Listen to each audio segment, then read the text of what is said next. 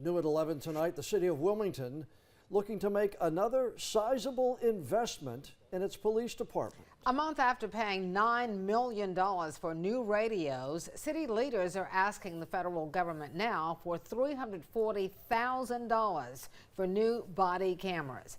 WECT's Connor Smith learned more about the cameras today. Connor, why does the police department need 70 new ones? Well, Fran, the hope is that every Wilmington police officer has their own body camera. The department says the cameras are important for evidence in cases, but also for interactions that officers might have with you.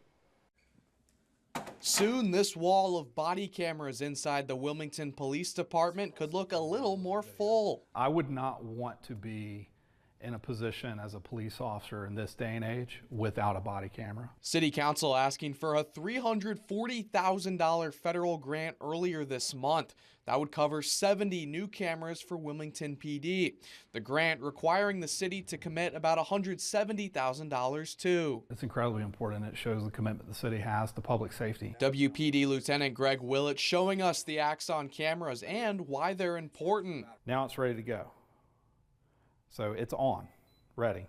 See, it even tells you it's ready. Officers who usually don't work in the field would have one in case they need it. Lieutenant Willett says the camera footage is used often as evidence in cases and for accountability if an officer is accused of wrongdoing.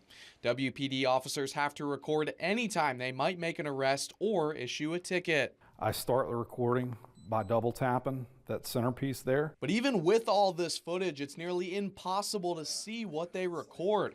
Unless you're seen or heard in the recording, you have to go to court. The footage not considered a public record. North Carolina is pretty restrictive. It's probably one of the more restrictive states. But inside this building and for officers on the street, Lieutenant Willett says the cameras are a must. For evidentiary reasons, for accountability for us, accountability for the citizens, it's really a why not. For officer safety and for yours.